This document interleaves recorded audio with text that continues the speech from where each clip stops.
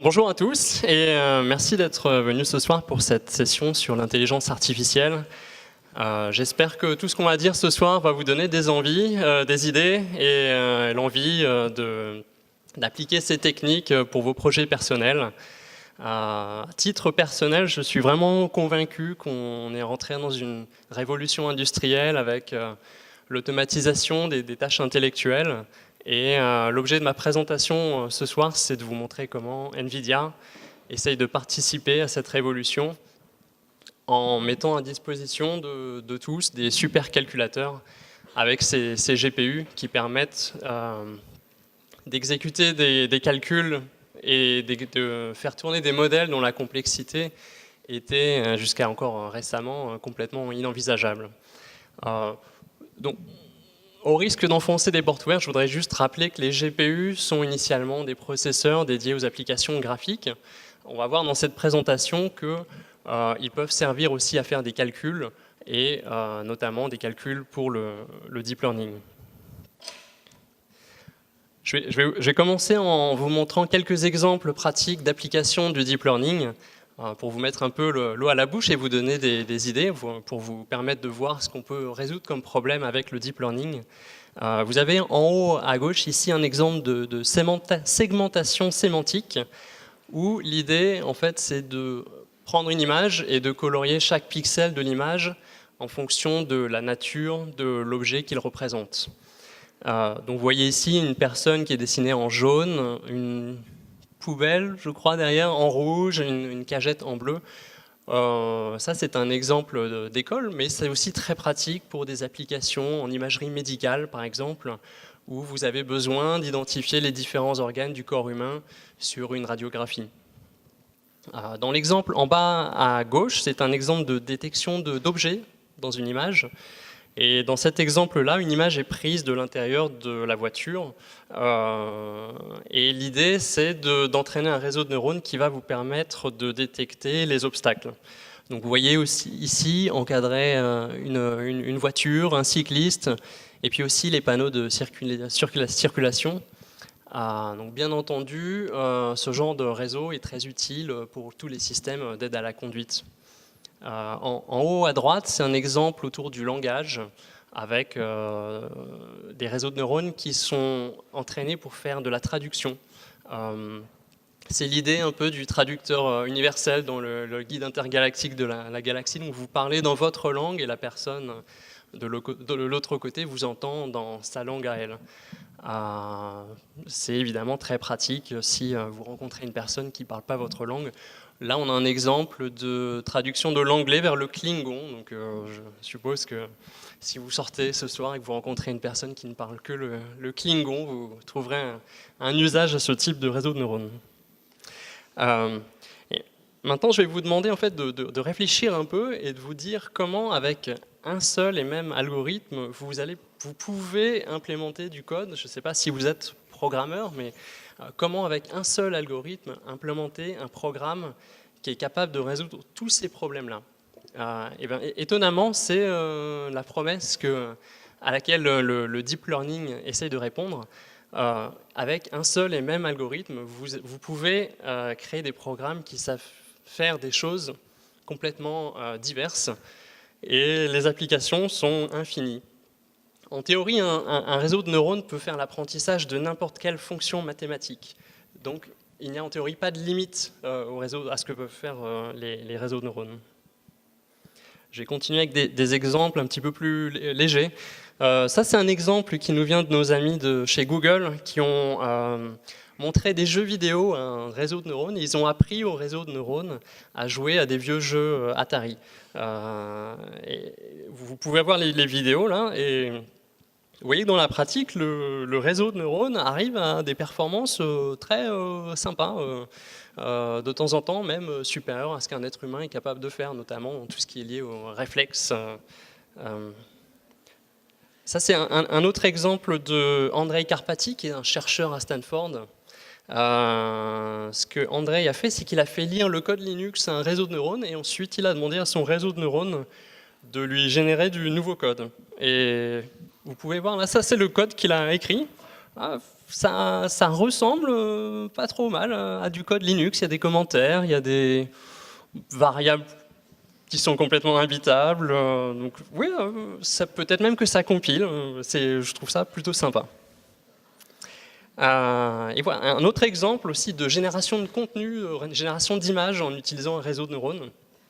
Ici, vous avez un réseau auquel on a demandé de créer une image en utilisant le style d'une image et le contenu d'une autre. Donc vous voyez dans l'image en haut à gauche, c'est la nuit étoilée de Van Gogh. Tableau très, très joli. Et en haut à droite, c'est une image prise du campus de Stanford.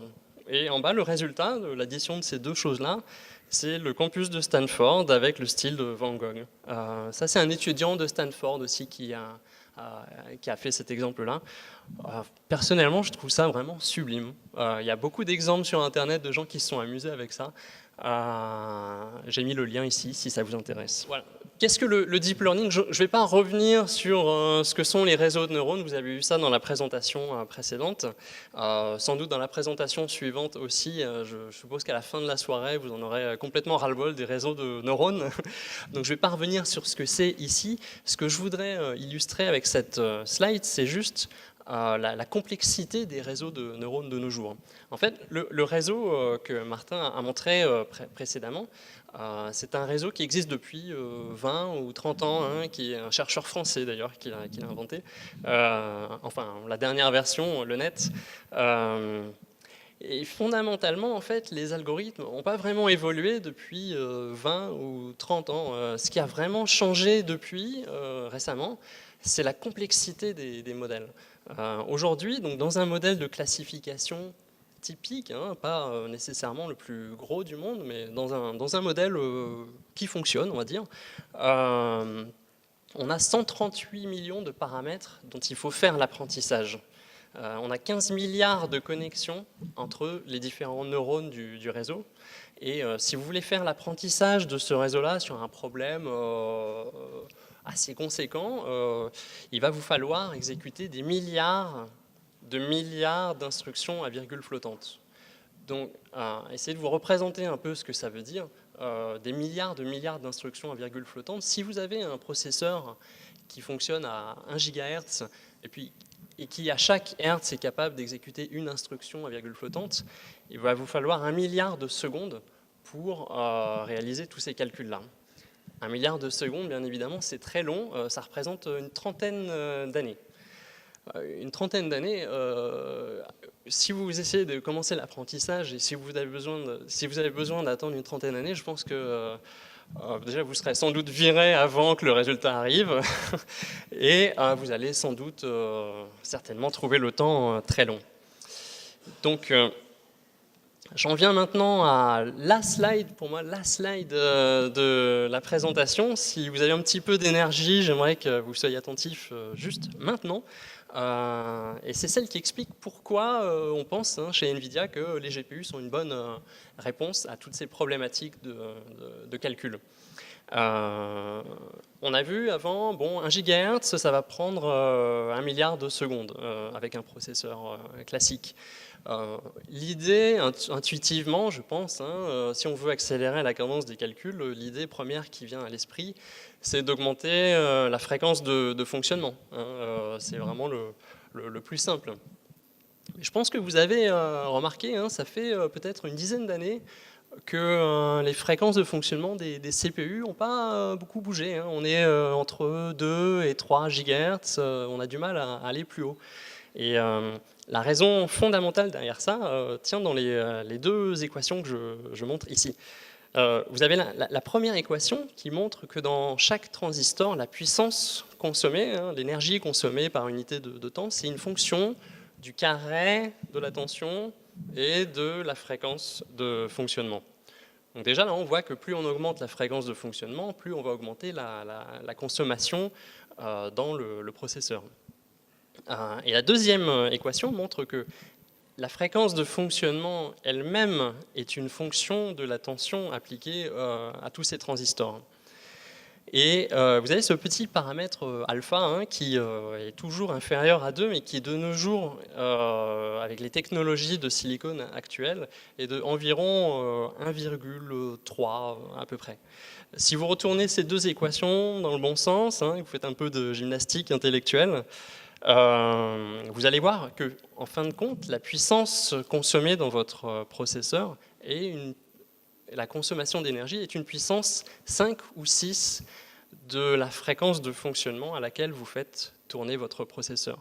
Ce que ça veut dire, ça, c'est que si vous voulez doubler la fréquence de fonctionnement, passer par exemple de 2 à 4 GHz, vous allez multiplier la consommation par 32 ou 64. Évidemment, ce n'est pas tenable, on atteint très vite les limites physiques du silicium. Donc la solution préconisée par NVIDIA pour répondre à ce problème, c'est non pas d'augmenter la fréquence de fonctionnement dans le processeur, mais d'augmenter le nombre d'instructions qui s'exécutent à chaque tic d'horloge. Et c'est une solution qui est réalisable si on introduit du parallélisme dans les calculs. Vous pouvez relâcher un peu la tension. Quoique, non, encore une slide importante. Quelques mots maintenant sur le parallélisme dans les GPU. Dans les GPU, on implémente ce qu'on appelle le paradigme du Single Instruction Multiple Thread. Et derrière cette dénomination barbare, il y a 3 idées fondamentales.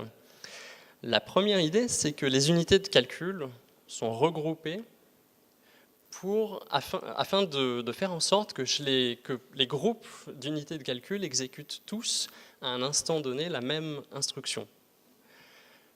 L'intérêt de cette chose-là, c'est que si toutes les unités de calcul exécutent exactement la même instruction, vous pouvez mutualiser toute une logique de transistors qui sont utilisés pour le décodage des instructions, pour le séquençage des instructions.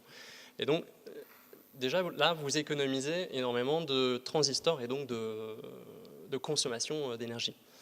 La deuxième idée de ce paradigme, c'est le multiple thread, c'est-à-dire que toutes vos unités de calcul exécutent la même instruction à un moment donné, mais elles travaillent toutes sur une sous-partie différente du problème global que vous voulez résoudre. Et c'est ça qui permet, avec le parallélisme, d'avoir à chaque tic d'horloge une multitude d'instructions exécutées. Avec des GPU modernes, on a à peu près 5000 à 10 000 cœurs qui travaillent en même temps. Et donc à chaque tic d'horloge, vous avez autant d'instructions qui s'exécutent si vous avez bien parallélisé votre problème.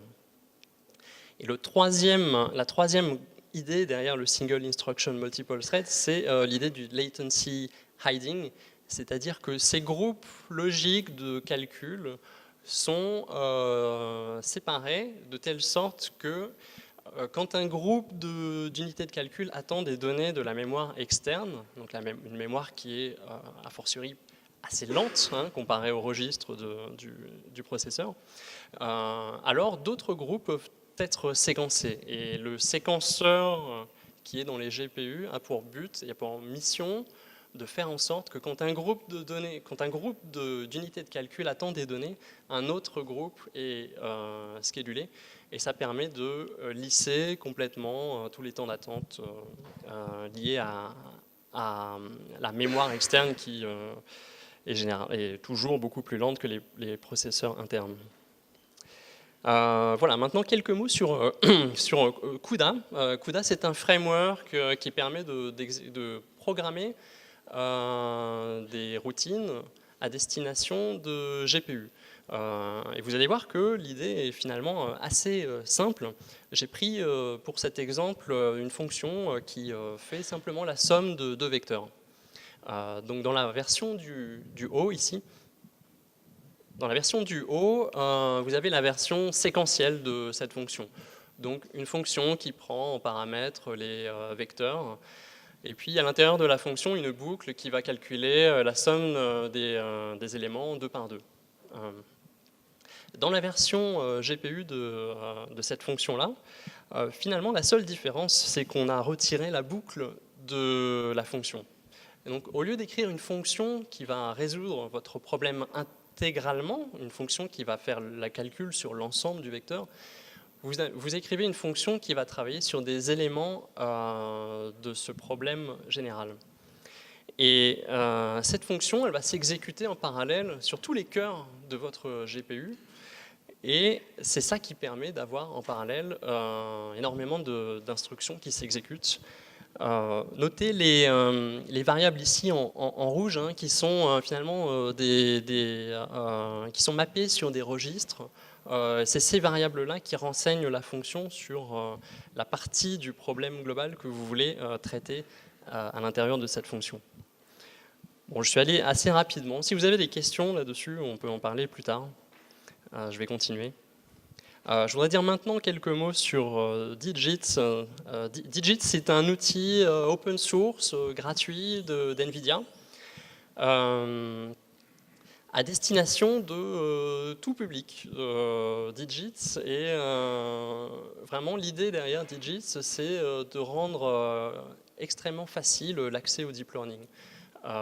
Et donc avec Digits, vous avez une interface graphique qui vous permet de gérer vos données, de récupérer des données, donc par exemple des images, de les transformer dans un format qu'un réseau de neurones est capable de comprendre, et ensuite de faire l'apprentissage d'un réseau sur toutes ces données-là.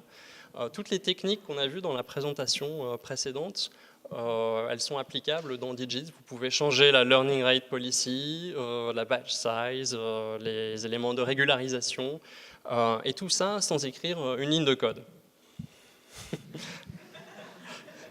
Pause. Et ce qui est sympa aussi dans Digits, bon, tout comme dans TensorFlow, hein, c'est les éléments de visualisation, hein, pour monitorer au fur et à mesure du temps comment le réseau se comporte en termes de performance. Vous pouvez aussi visualiser toutes les couches du réseau et voir les activations des neurones,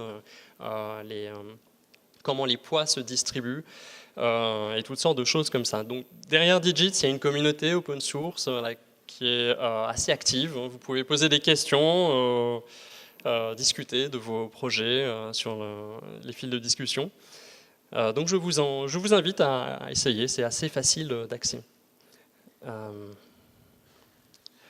Voilà, donc on a vu dans la slide précédente, hein, qu'avec Digits, vous pouvez gérer vos données, faire l'apprentissage de votre réseau de neurones. Il y a aussi un outil chez NVIDIA qui est très utile pour le déploiement d'un réseau de neurones sur une cible, c'est le GPU Inference Engine. Et ce que cet outil fait, c'est qu'il prend le réseau de neurones dont vous avez fait l'apprentissage avec Digits par exemple, et l'optimise pour la cible que vous avez choisie. Donc la cible, ça peut être un véhicule ou un data center, ou n'importe quel projet de robot mobile, quelle que soit la cible, cet outil sera capable de redimensionner le réseau de neurones afin qu'il tourne de manière optimale sur la cible de choix. Et on arrive sur la dernière slide de la présentation avec une visualisation de la stack logicielle. Donc vous avez en haut toutes les applications diverses, hein, dont j'ai parlé au début. Au milieu, les frameworks dont TensorFlow, Café, Torch, Theano. Tous ces frameworks sont supportés par les librairies bas niveau de NVIDIA. Et ce que NVIDIA fournit, c'est des librairies gratuites, hein, qui sont optimisés pour les GPU de NVIDIA. Donc cuDNN implémente toutes les primitives vraiment liées au deep learning, les calculs des convolutions, les fonctions de transfert, ReLU, les loss functions, softmax, tout ça c'est implémenté dans cuDNN pour les GPU par les ingénieurs de NVIDIA. Et il y a aussi des librairies mathématiques généralistes, hein, qui sont très utiles pour le deep learning, comme cuBLAS, qui est une librairie pour l'algèbre linéaire, donc multiplication de matrices, inversion de matrices, cuSparse pour les calculs sur des données éparses, cuFFT pour les transformés de Fourier, et finalement Nickel, NCCL, qui est une librairie qui optimise la communication entre les GPU lorsque vous voulez faire tourner votre travail d'apprentissage sur une multitude de GPU à la fois. Et voilà qui conclut ma présentation.